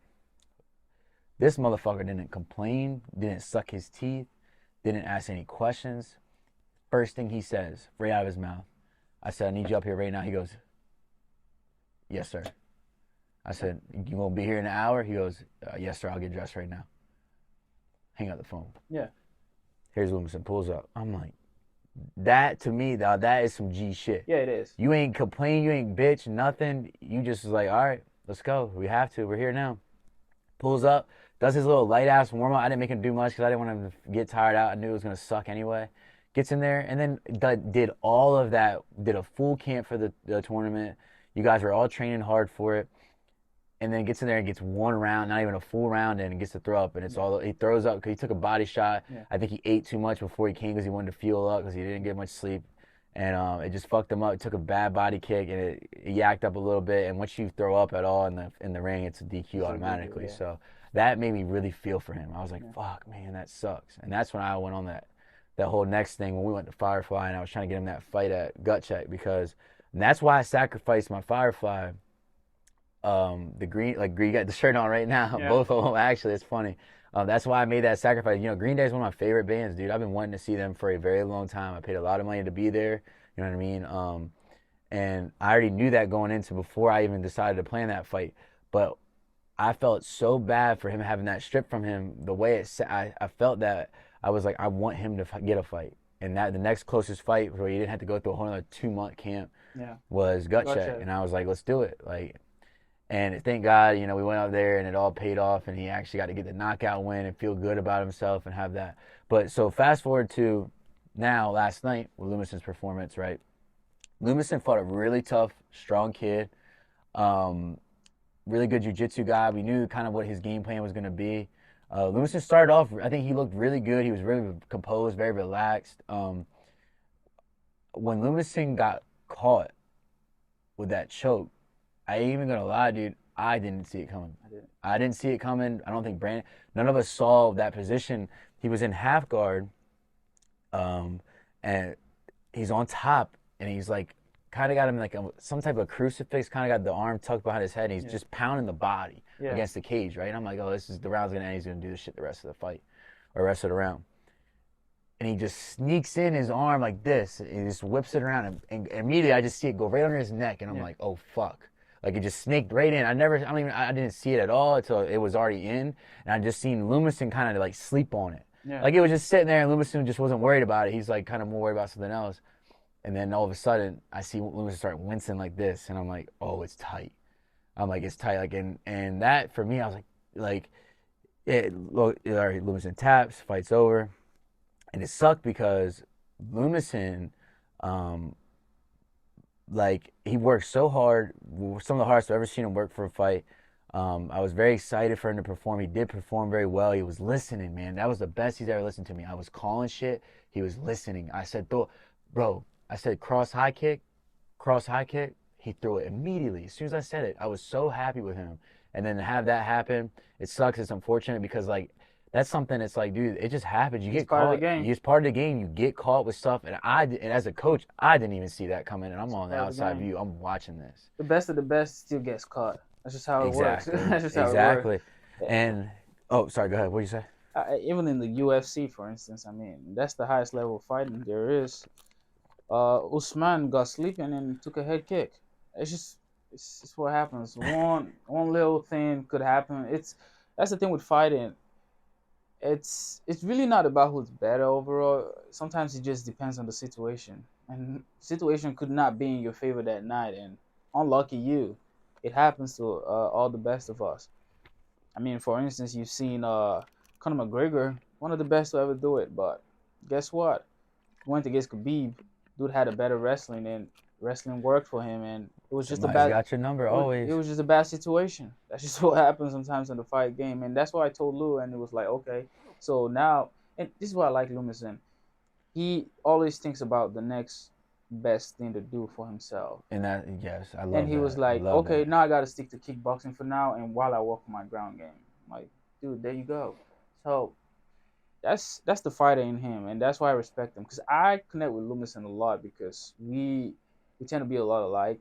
We don't really exert on like complain about our situation and stuff. We always there's a lot going on. Every young man, especially when you're coming up by yourself, there's really no one you could call for help. There's always gonna be situations where you are gonna go through them and over time learn that okay, if I don't spend my energy on complaining about it, it will save me more energy to actually fix things. And I think Lumisen kind of figured that out somewhere in his life, and that's why we connected a lot. We would come in the morning, we would train. I We'd love never seeing that when we'd I never come in. complained. Sometimes he's sleeping. He's like, dude, my car ain't right today. I'm like, I'm picking you up. Go there, pick him up. Sometimes he's like, oh yeah, I got car problems today. I gotta charge my batteries. He charges his battery, make sure he gets it done. He's waking up like by 5 a.m. trying to get the battery to work just to come to the gym and work. A lot of people got that stuff in them. Call some people and tell you I want to sleep in today. He never does that. So it's kind of like I respected the dude way before I even stepped in the ring. I told him that like what happened in that ring don't matter. It's just 6 minutes, and that's why I wanted to remind him. There was a day where he spoke to me and told me that he didn't feel a lot confident in the fact that he didn't have a fight. And I told him, and I 100% told him, Lou, we do not train to fight. And this is something I actually got from one of the greatest to ever do, JSP. JSP said, I'm a martial artist. I'm not a fighter. I do not train to fight. I train for perfection of my art. And that's all it is to me. That's why I train. I don't care whether I'm fighting or not. I'm training because I think it's an art. There's a beauty in it. Being able to use your body to that amount of level, being able to surpass a regular man's skill.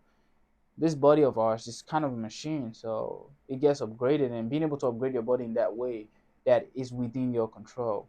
So I explained that to him that we do not train to fight. We train for perfection. Jiu-jitsu is one of the best way to actually explain it a lot. You have to Coach Miles, my superhero. He says something. He says, "Drillers make killers." The fact that you have to do something over and over and over again, and not just train your mind to do it, you train your entire body to get used to that move. That when someone does this, your body knows how to move that way. There's a certain level of art to it.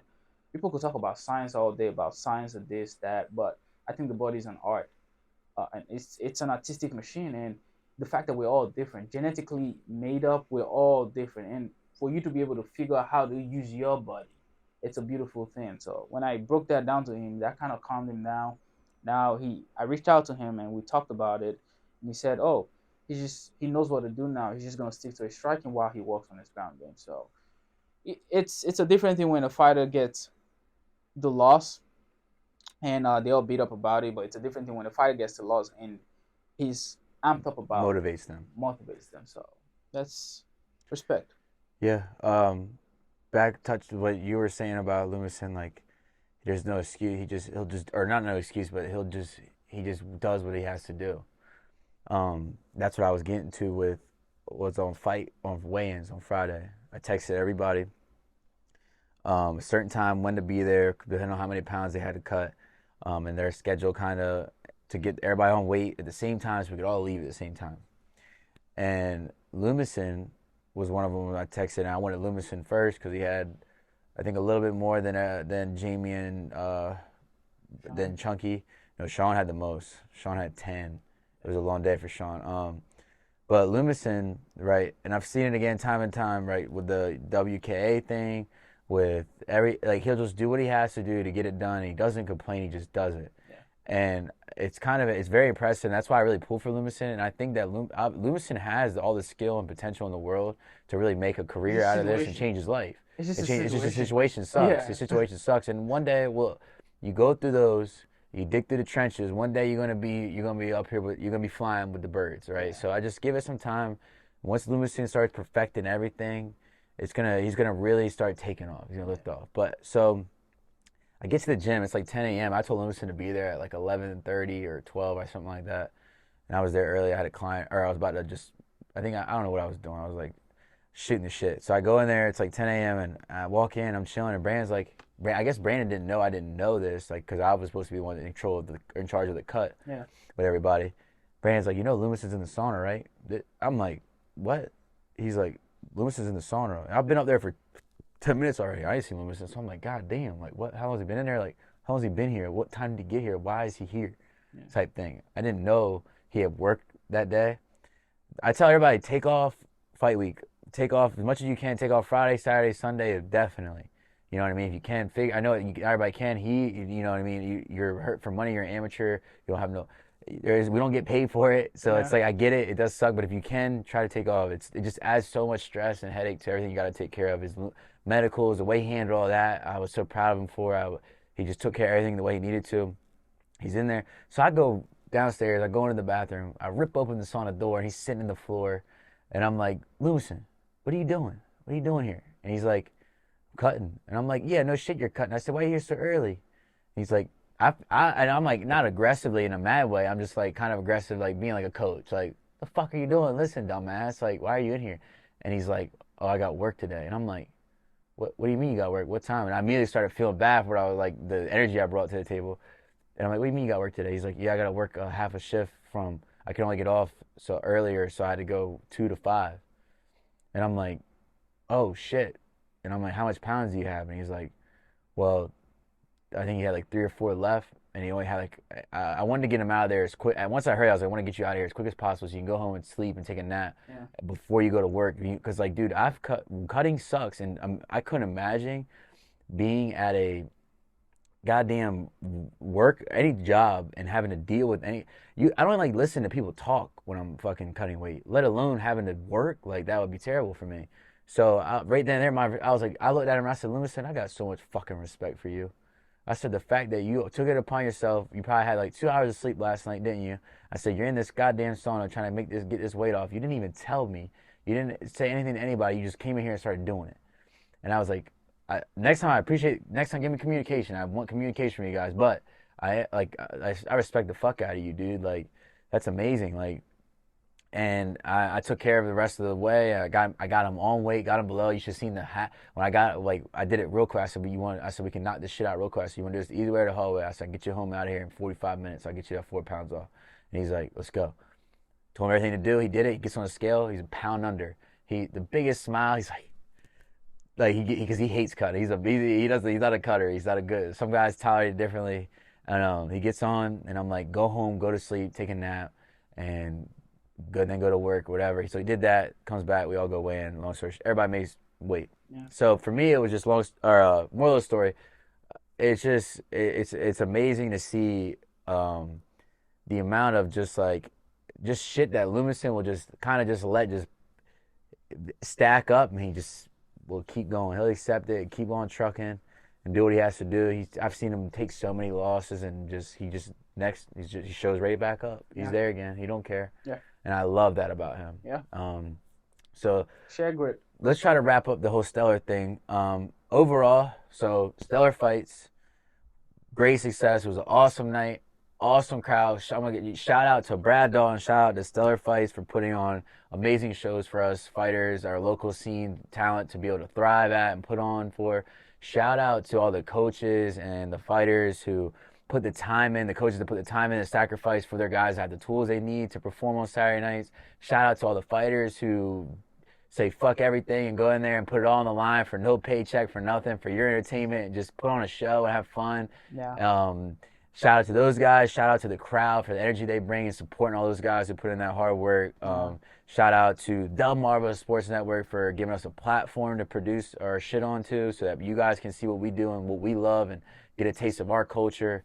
Just shout out to fucking everybody who plays a part in anything to do with MMA and that scene, because you're helping it grow. You're doing what you got to do, and it's for the culture. So really appreciate thank you, everything. So everyone. yeah, you Yeah, guys are all awesome for that shit. yeah. Respect for everybody, all across the board. Last night was a great show. Um, yeah. So we got about a half hour left on the episode. And for the last half hour, I want Taylor to tell me a little bit of his MMA journey. I mean, we're gonna try to make it as quick as possible, but I want him to shed light You on. gonna rush me?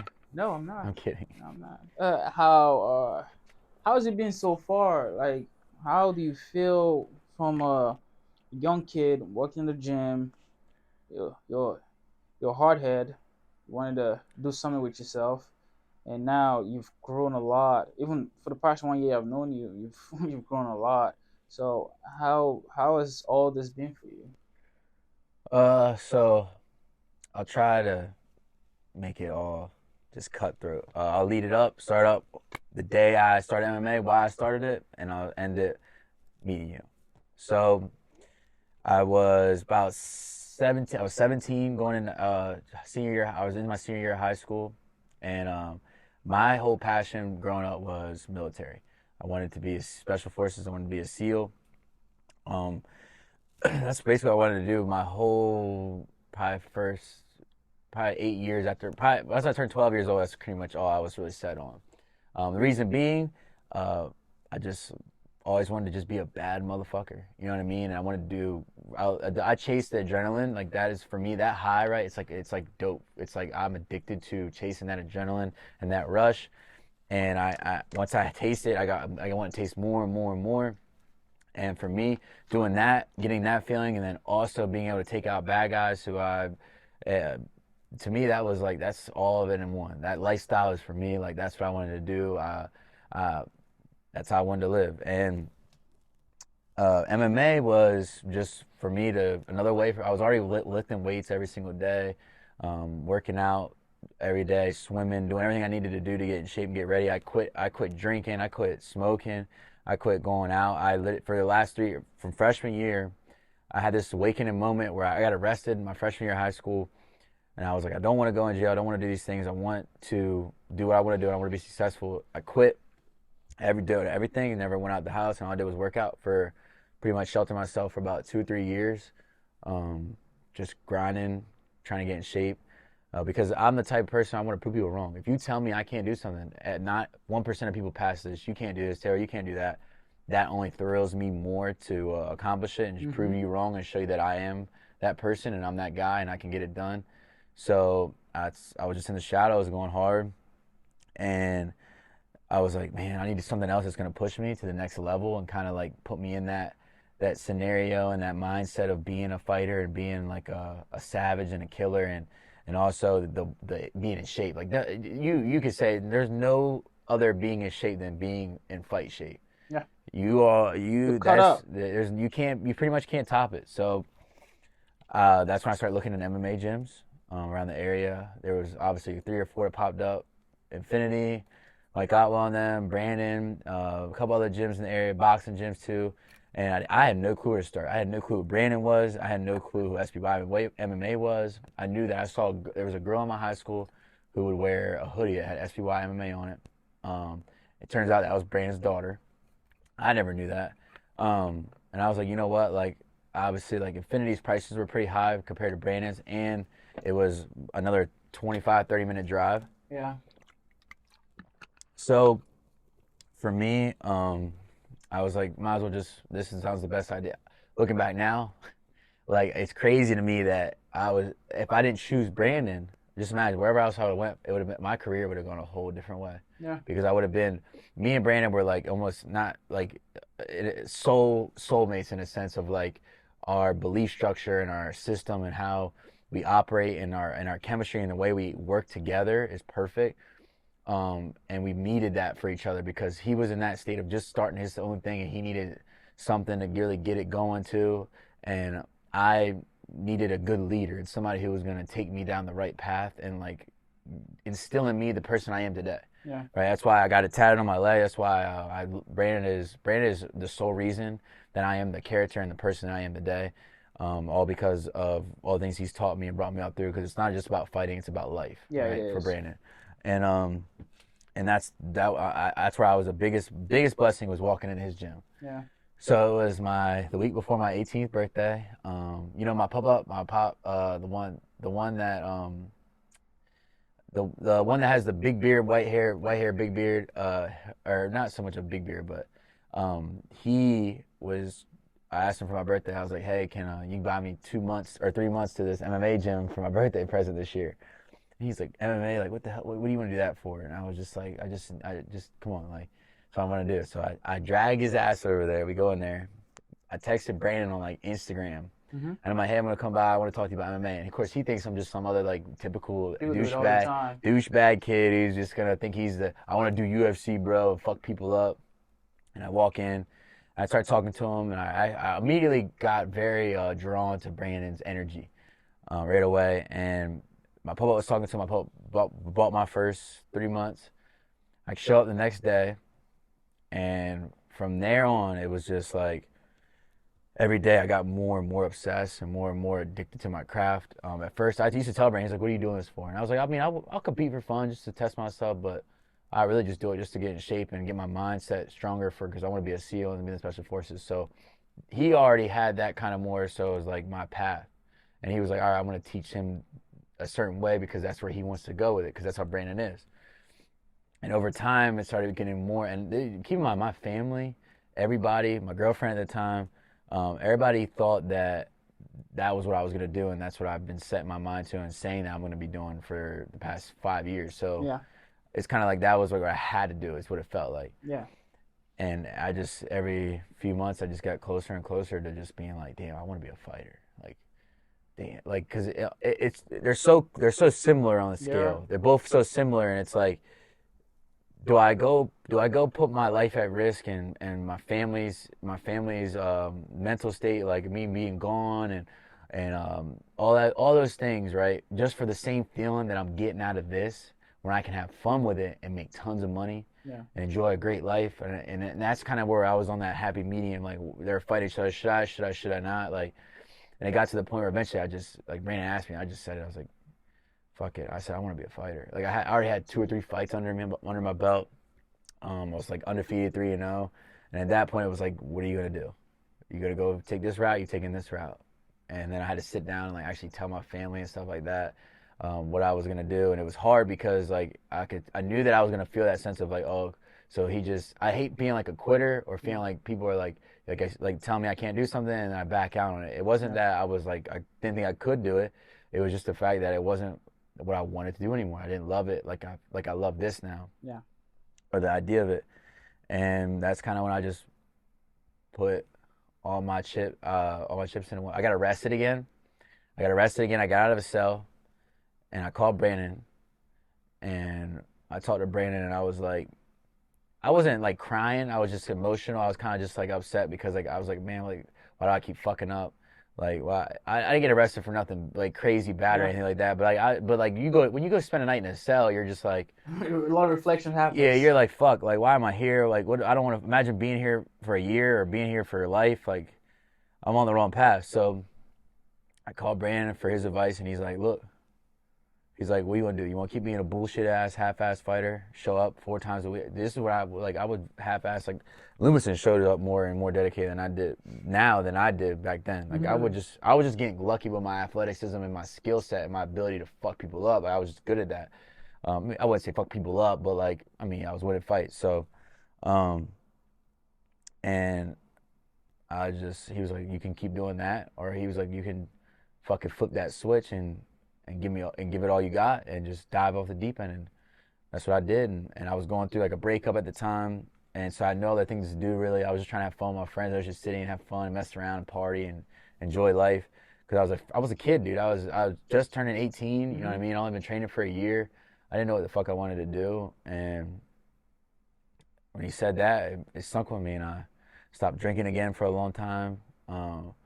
And I just locked in, bro. I just locked in. I mean, I would spend like Nosa. You don't even understand, dude. Like I, I was still in high school, so I had a little bit left of school year, I'm spending the whole like first half of the day. If I was supposed to be at school, I would just show up, get my attendance taken. I would leave, go over to the gym, train all morning until like probably till like 11 o'clock.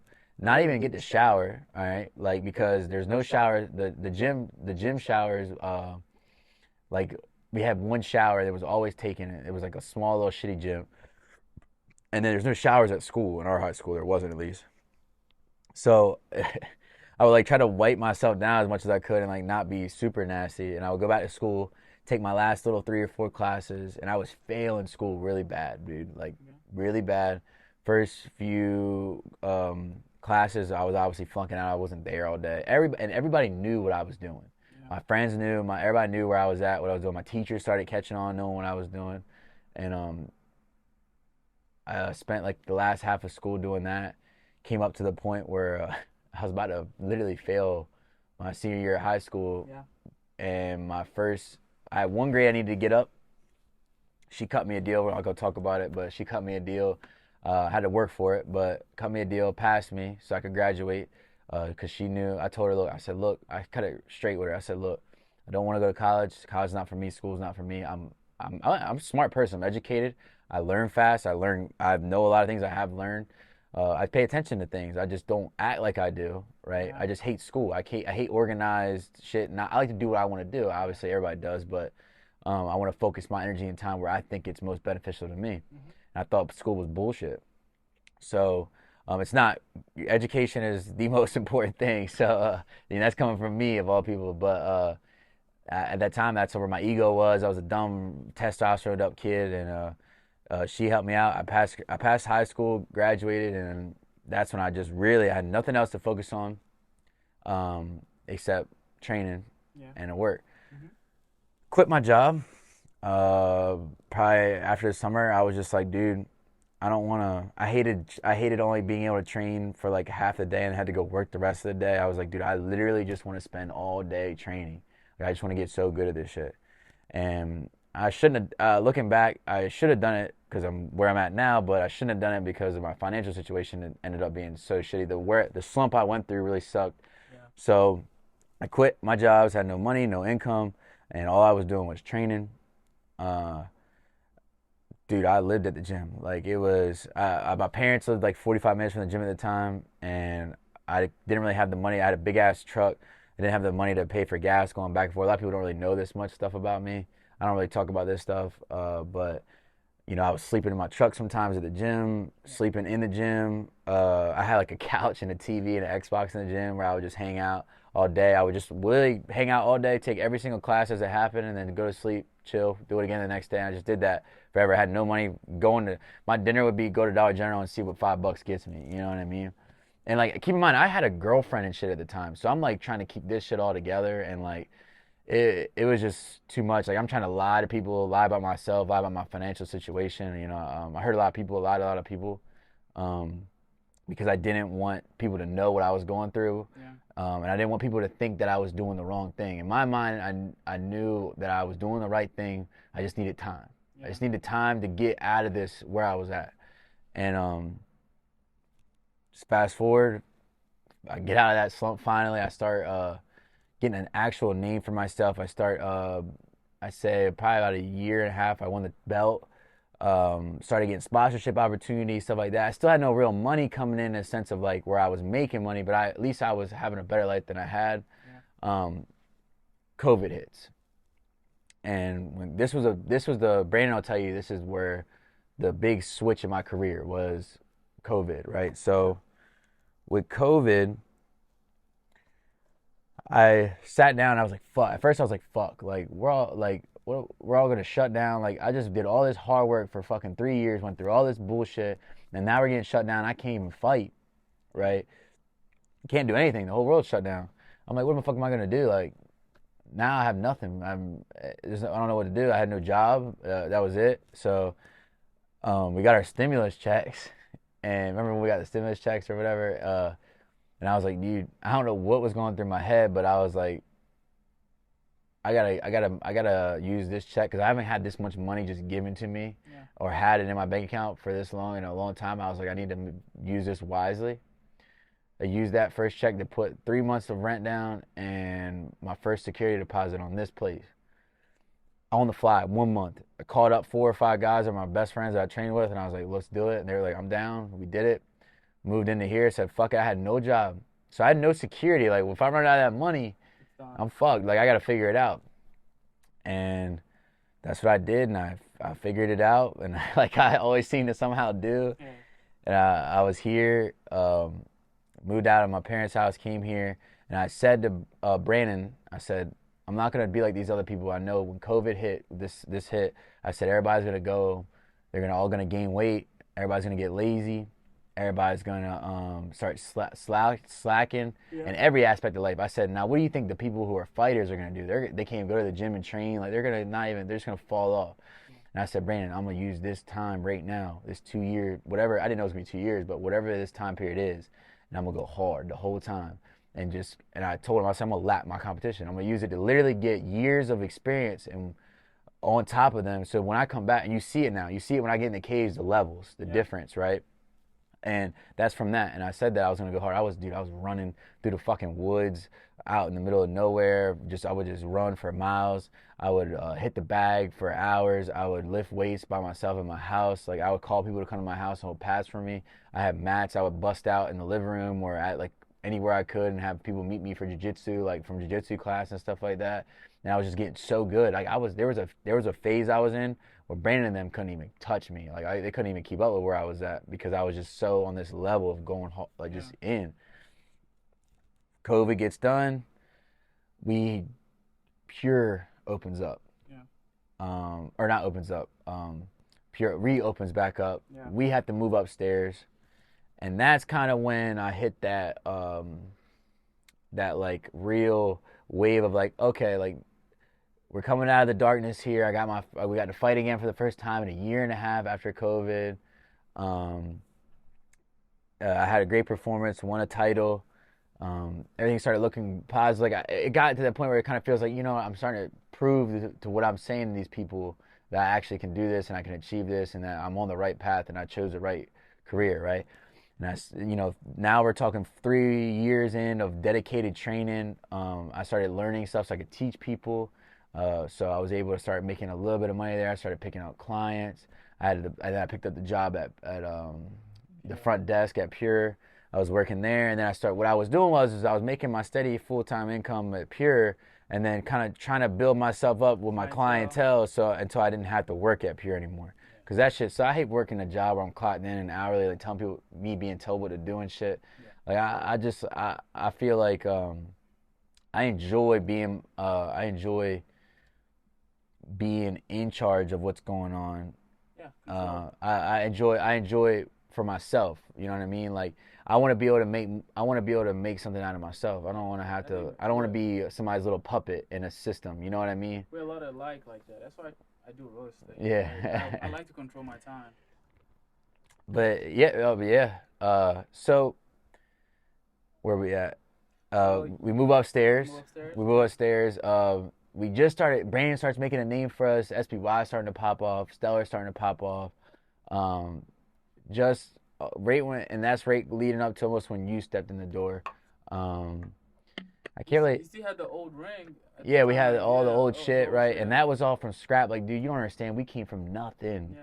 We had nothing. We built that ring. We built that shit out of wood.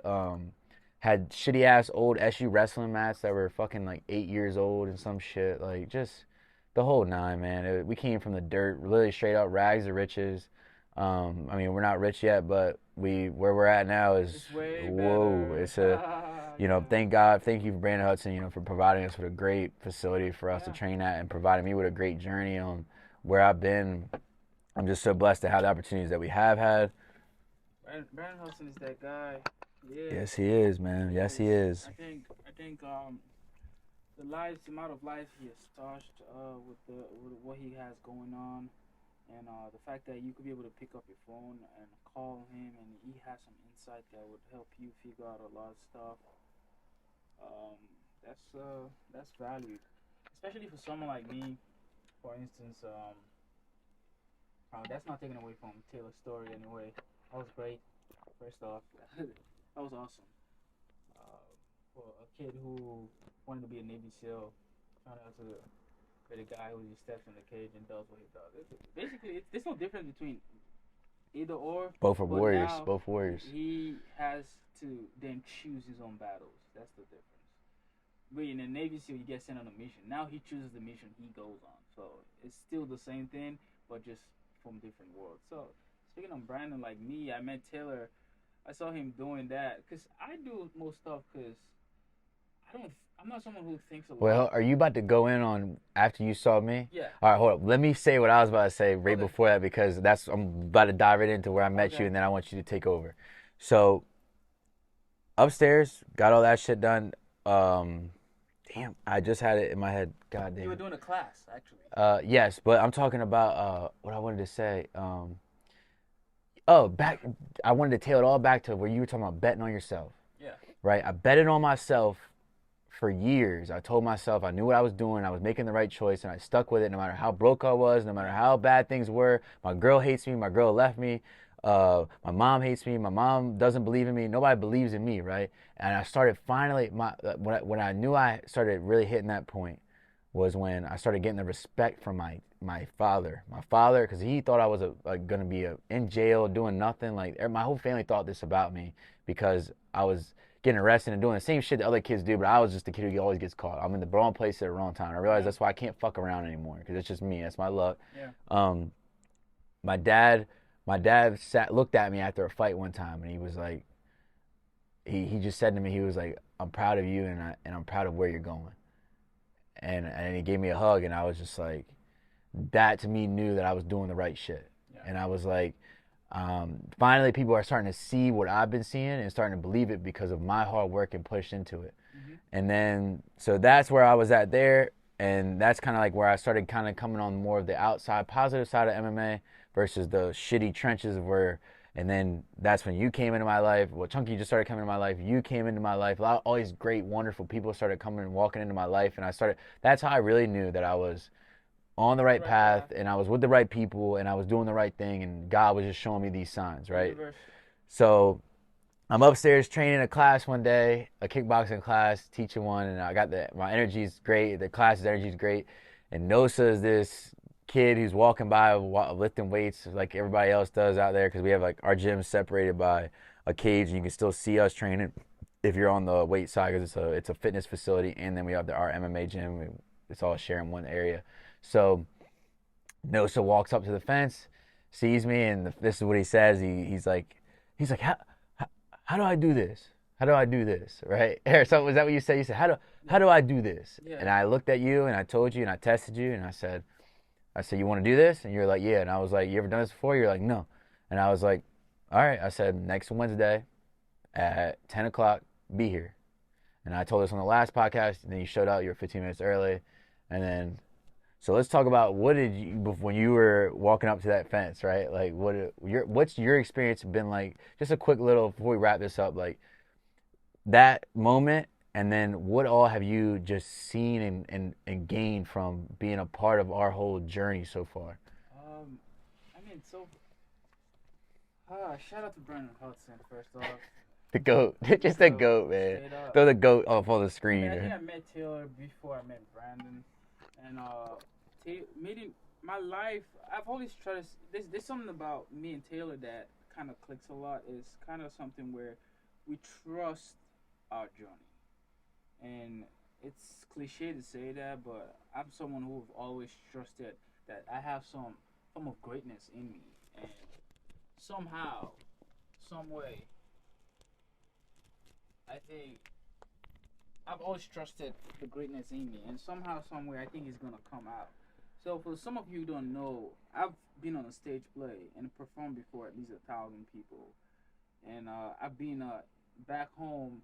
There was a local TV where I was in a drama club where we did a drama for the local TV station covered it, and I was on TV. I was always doing cool stuff, so. But I was doing those stuff alone. Like, it was just stuff where I figured this is what I wanted to do, and I didn't question a lot about myself and why I wanted to do them. But when I saw Taylor doing that, I've always wanted to do martial art, but I just didn't know where to start. So when I saw that at Pure,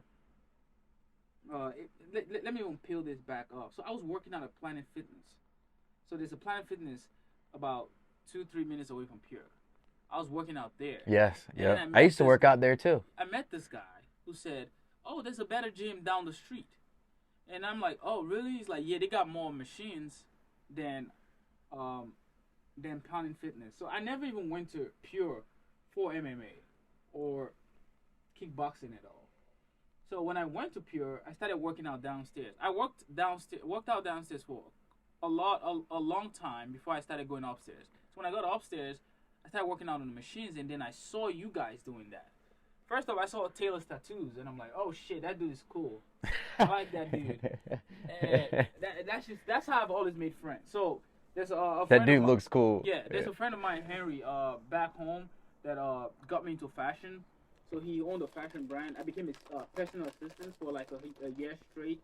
And how did I make friends with Henry? I saw him walking down the street. I'm like, dude, you look cool. What's your name? He was like, my name is Henry. I want to be your friend. And I shook him. And it comes out awkward sometimes, but that's just who I am. When I just see things, I just do it. So I saw Taylor. I'm like, I like that dude. He looks cool. And I went to the fans. I'm like, hey. He looked at me. I was like, how do I do this? I was like, what the fuck is this kid about to say? Because we deal with it all the time. Yeah, I'm like, how do I do this? He was like, what? I'm like, how do I sign up for this? And Taylor was like, you want to do this? Like, yeah.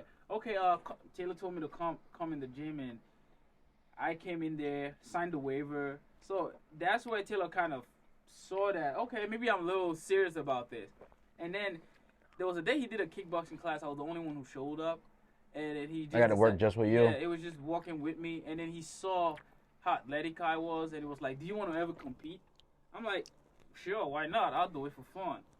And I still I was so happy when you said it. Yeah, I was like, he's gonna be good for this shit. Yeah, I'm like, I still do it for fun, honestly. And peel the lid back, and here we are. And that's just making a fucking. We were talking about it last night. Look, here we are. Yo, we were talking about it last night. We're about to walk out with Jamie. Yeah. And you're like standing there. You're like, this is some crazy shit. And I'm like, he said, 3 years ago, I'm doing this, and that. Or then here I am, and then I meet you guys and run into you guys how many months ago? It's how long you been here? A year now? Over a year. Over a year? Yeah, you're like, I've been here a year now. I met you guys less than that ago because you were probably here a little bit before you saw us and met us. You're like, and now here I am walking out for the fourth fight of this night. Like, I'm a fighter now. You said, God damn, what the hell happened? I'm here. Like, that shit was cool, man, when you said that. It is cool. So, just feeling back again, like, you gotta trust yourself, trust your vision, trust your mission, and it's gonna align with people who have the same mindset as you. Fucking podcast We together. had a lot of fun last summer, for instance, and we're gonna have a lot of fun this summer again. So these are cool guys. Our vision aligned. Brandon is a top G, and we roll with a top G, and we actually trust his leadership 100%. Every time something happen, Brandon is the guy who you could sit down, talk to. He has so much experience. He has a street so much wisdom, and he knows how to get it down. So shout out to Brandon Hudson. This podcast was dedicated to you. Yeah. You're a Hall of Famer now, so I respect the shit out of you. I've been respected the shit out of you. Fuck the plaque. I still respect the shit out of you. Weed out the plaque. So shout out to Brandon Hudson. You're the man. You're on a roll, man. Close us out. It's been a great episode. It's been a great episode. Episode 2, Punch Drunk. We made this episode come alive, talking about MMA. We made Punch Drunk come alive, actually doing it. Because I'm telling you, the thing with me and Taylor is when we say we're going to do it, we fucking do it. We fucking do it. We don't care how much it sucks. We still going to do it. So this is a reminder to everyone out there. If you're sleeping yourself, don't. Wake up from the dream, face reality, get to work, stand up, dust yourself back up, get to the shower, take a cold shower, wake yourself up, drink coffee, whatever you got to fucking do, and get to it. Believe in yourself. Trust yourself. There's a reason you're here. Let that shit Bet on yourself. Bet on yourself. Fuck yes. Fuck yeah. That's a wrap. That's a wrap. That's a wrap.